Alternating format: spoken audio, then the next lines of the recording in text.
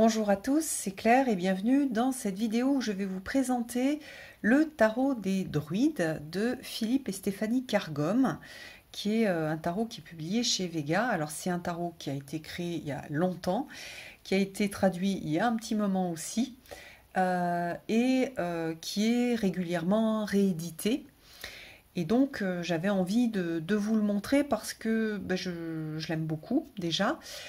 Que c'est un peu un des basiques. Je sais que pas mal de gens aussi l'ont et travaillent avec, donc je pense que c'est un tarot qui peut être intéressant pour des débutants. Qui sont intéressés par le monde celte et qui ont envie de travailler avec ces énergies du monde celte. Alors c'est un tarot qui arrive dans une boîte. Alors comme il est ancien, c'est les anciennes boîtes toutes simples.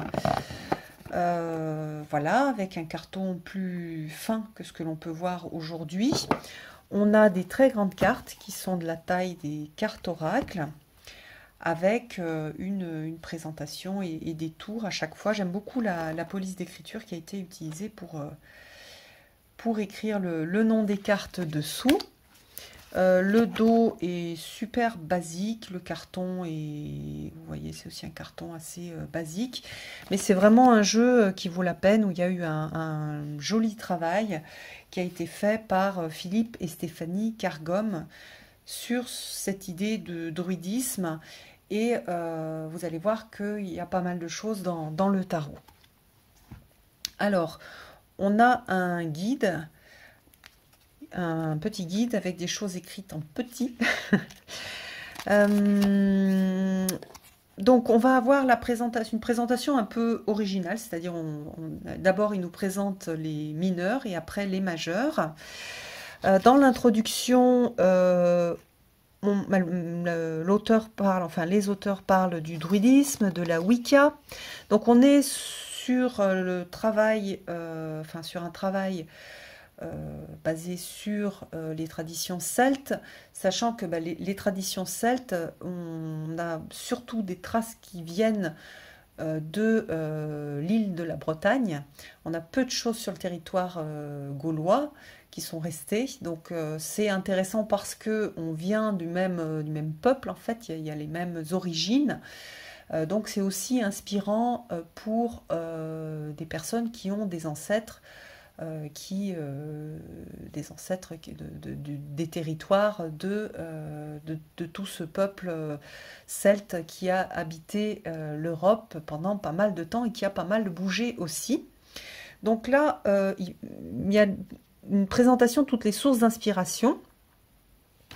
Donc le tarot de la Golden Dawn, Pythagore et la numérologie.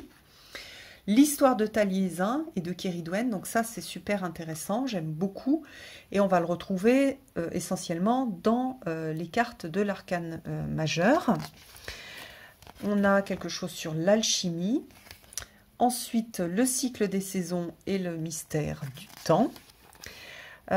Pour les mineurs, donc on va avoir un texte de présentation avec la relation de l'arcane majeur et de l'arcane mineur avec le soi.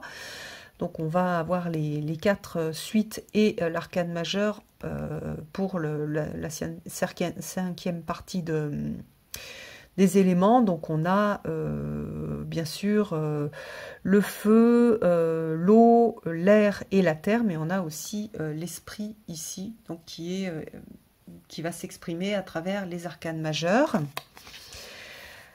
On a un petit texte sur les figures avec les 16 types de personnalités du tarot.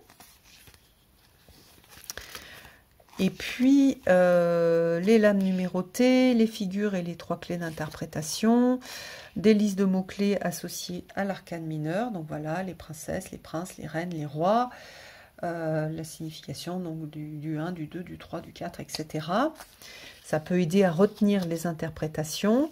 Et ensuite, on commence la signification des cartes par les mineurs. Donc là, on va avoir les princesses qui correspondent aux pages, avec les 4 princesses des 4 suites. On a une petite représentation, la signification et le sens inversé. Donc, c'est assez je trouve que c'est assez résumé et en même temps c'est super pratique en fait. C'est vraiment le coffret est pratique pour tirer les cartes quand on ne connaît pas très bien le tarot, parce qu'on va avoir un petit guide qui va permettre d'avoir tout de suite des idées d'interprétation à travers ces significations qui sont présentées sous forme de mots ou de phrases clés. Voilà, donc on a la même chose pour tous. Après, on va avoir les 4 As, etc. Ensuite, donc la même chose pour tous les mineurs. Les mystères intérieurs avec l'arcane majeur. Le voyage du fou, l'explication du voyage du fou. Avec les 7 premières lames, c'est développer la conscience et bâtir le caractère. Les 7 lames suivantes, ouvrir les pouvoirs du subconscient. Et ensuite, la voie vers l'illumination. Donc, c'est une façon d'expliquer le tarot qui est intéressante. Et en tout cas, c'est la base de création de ce tarot-là.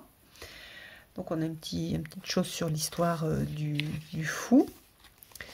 Mandala et méditation, le dessin de la quête spirituelle. Et on a un petit peu plus de choses pour les majeurs. On va avoir donc le message, donc par exemple, confiance en votre savoir intérieur, la vie est une aventure, un voyage de découverte à apprécier, des mots-clés, signification, donc ça c'est droit, et là des mots-clés et signification en inversé.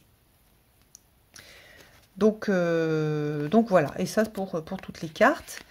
On a une proposition de tirage, le tirage en hexagramme. Avec un exemple d'interprétation.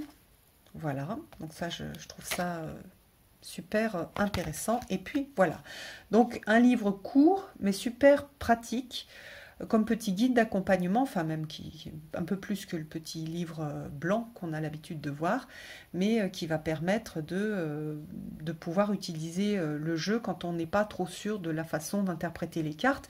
Et même quand on connaît bien les cartes, si on ne connaît pas très bien ce côté druidique, ça peut être intéressant d'aller jeter un coup d'œil au petit guide. Et comme on a une boîte qui est assez, finalement pas si grande que ça, qu'on peut un peu balader de partout, ça peut être voilà, un jeu assez pratique à utiliser. Alors après, donc, nous avons les illustrations qui ont été réalisées par Will Worthington, qui est un artiste que j'aime beaucoup, et particulièrement dans ce jeu-là, où je trouve qu'il a fait un travail super intéressant. Donc voilà, on a le magicien, la grande prêtresse. Attendez, je vais le mettre dans l'autre sens. Hop. Donc la grande prêtresse. La dame. Le seigneur. Donc il y a une grande... voilà, c'est un jeu qui est très proche de la nature. Et je pense que même si on n'a pas forcément envie de travailler et puis d'étudier toute la tradition celte, c'est un jeu qui peut aussi beaucoup parler aux gens qui se sentent proches de la nature. Donc là, on a les amoureux, le chariot, la force avec un sanglier, je trouve super bien choisi, l'ermite, la roue. Donc là, on a cette notion plutôt de cycle à travers cette roue, sachant que c'est le cercle de la sorcière aussi. La justice, le pendu. Alors pour la justice, par exemple, on va regarder, donner un exemple d'interprétation. Alors, la justice, hop. Alors, avec clarté et discernement, en équilibre entre le passé et l'avenir, la décision est prise avec une compréhension compatissante. Voilà, le moment de prendre une décision, il est temps de prendre une décision, de faire un choix, mais pas par réaction. Agissez avec honnêteté et l'intégrité exigée par la justice. Vous devrez être sincère envers votre moi, votre propre nature. Vous devez rendre compte de vos actions. La prise de décision impliquant d'évaluer les arguments et de faire preuve de discernement. C'est le moment de la sévérité ou de la pitié et de l'acceptation. Voilà, donc ça c'est la carte de la justice. Alors ce qui est dommage, c'est que il n'y a pas forcément de... on n'a pas l'explication, par exemple, de certaines... par exemple, on aurait pu avoir, voilà, le hibou, il représente la sagesse, etc. Donc ça, c'est un petit peu dommage. Mais quand on connaît un peu ce travail avec le monde celte, c'est... on peut refaire ce lien. Alors là, on a la mort avec Kéridwen. Donc on a certains symboles, hein, le crâne, le serpent, on a pas mal de choses. On a bien sûr le chaudron, la férilte. Ah, c'est Kéridwen qui est en train de préparer sa potion. Oui, là on n'a pas, voilà, on n'a pas l'explication. Mais je crois qu'il y a une première édition qui était sortie avec plus de choses qui expliquaient plus les cartes. Donc il y a un petit résumé, je crois, sur l'histoire de Kéridwen. Voilà. Il y a un petit résumé sur l'histoire de Kéridwen qui est super intéressant. Et puis, pour l'histoire de Taliesin plutôt. Et puis, moi, j'ai pas mal travaillé avec un livre aussi que je vous ai montré dans un vlog précédent sur Taliesin, qui n'est pas le livre le plus... comment dire, il n'est pas parfait, mais il y a quand même pas mal de choses que j'ai trouvées intéressantes. Donc, ça permet de travailler aussi avec ce jeu. Donc, vous voyez ici, voilà, on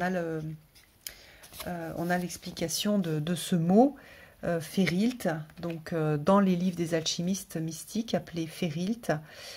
Elle trouvait une recette pour obtenir cette sagesse sous la forme d'un élixir qu'il fallait préparer dans un chaudron. Voilà, donc on a l'explication au début du petit livre. Donc si vous avez ce jeu-là, je vous invite à lire cette partie-là, l'histoire de Kéridwen et de Taliesin. Si vous voulez rien lire d'autre, c'est quand même... la base du jeu, notamment sur les majeurs. Donc c'est intéressant d'avoir cette info si vous ne connaissez pas déjà l'histoire. Donc là on a Kernounos, super joli.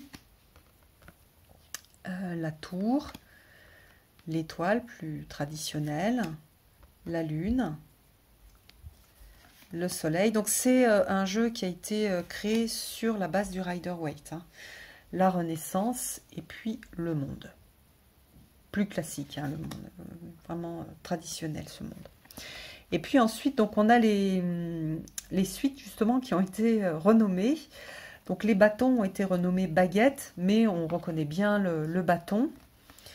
Et on n'a pas trop de scènes de vie. Donc là, on a quand même un personnage, mais il y a pas mal de scènes sans personnage, mais avec plutôt des symboles. Qui, je trouve, sont intéressantes, comme par exemple sur celle-ci. Mais bon, sur ce 5, vous voyez, le 5 et le 6, on a des personnages. Le 6 de baguette, le 7, le 8, le 9 et le 10. Et ensuite, donc, on a la princesse. Les personnages sont vraiment super beaux, je trouve. Le prince, donc c'est l'équivalent du cavalier, la reine et le roi. Donc eux sont sur des trônes, alors que souvent la princesse est plutôt debout. Le prince, il est sur un cheval, et donc voilà, roi et reine ils siègent en fait. L'as de coupe, le 2, le 3 et le 4. Donc là, on a, oui, c'est vrai qu'on a quand même pas mal de personnages. Le 5 et le 6 de coupe. Oui, c'est marrant, parce que, en fait, c'est deuxième version que j'ai. J'avais déjà une autre version que j'ai découpée. Et c'est vrai que je l'ai depuis très longtemps. Et j'avais dans l'idée qu'il y avait beaucoup plus de cartes avec juste des symboles. Mais en fait, on retrouve bien le rider. Hein. Si vous avez commencé à travailler avec un tarot basé sur du rider, vous allez tout à fait vous y retrouver. C'est vraiment très très proche sur les mineurs. Regardez comme elle est belle, la princesse de coupe, je l'adore. Le prince de coupe, donc la princesse, elle est debout, le prince sur son petit cheval. Et puis la reine, on voit son trône. Et le roi, lui, il est assis sur le trône. Et la reine de coupe, elle est debout. Donc c'est intéressant d'aller, de pas juste tirer les cartes comme ça, mais d'aller voir un peu qu'est-ce qui se passe. Vous voyez qu'elle a un pied dans l'eau. Vous voyez qu'elle est en train de récolter, on dirait, l'énergie de la lune. Donc on peut aussi avoir des choses très intéressantes à travers ces représentations. L'as d'épée, le 2, donc là on retrouve un peu la légende arthurienne, le 2 d'épée, le 3, alors j'aime bien ce 3 d'épée, parce que c'est pas un 3 d'épée sanglant, on a 3 épées, on a un cœur, mais c'est pas forcément, voilà, pas forcément quelque chose de sanglant, donc on peut regarder aussi le côté lumineux du 3 d'épée avec le développement de la pensée. Le 4, le 5, le 6 avec le bateau, le 7. Donc on a, là on retrouve plus le côté lié au mental. Le 8, classique, le 9 aussi, et le 10 aussi.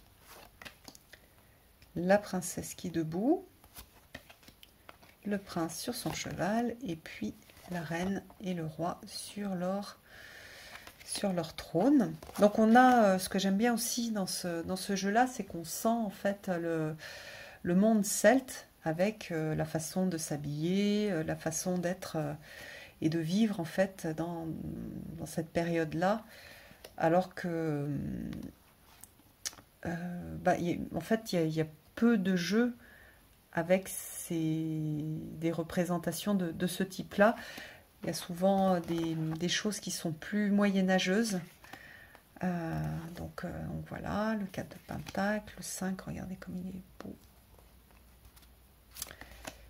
Le 6. Le 7 avec la cueillette du gui. Le 8. Le 9. Donc on retrouve le personnage avec l'oiseau, c'est des choses qu'on a dans le rider. Le 10, même chose, le vieil homme, le chien, la famille. La petite princesse de Pentacle, le prince, la reine et le roi sur leur trône. Donc voilà, en résumé, pour moi, ça fait partie des jeux qui sont anciens, qui sont super classiques, mais qui restent néanmoins vraiment riches dans, déjà, je trouve très beau au niveau des peintures, mais aussi dans les significations et dans le fait de nous emmener dans ce monde celte, voilà, qui est un monde qui, moi, me parle, puisque j'ai des ancêtres celtes, comme beaucoup d'entre nous. Parce que le monde celte, c'est pas juste les traces qui peuvent rester,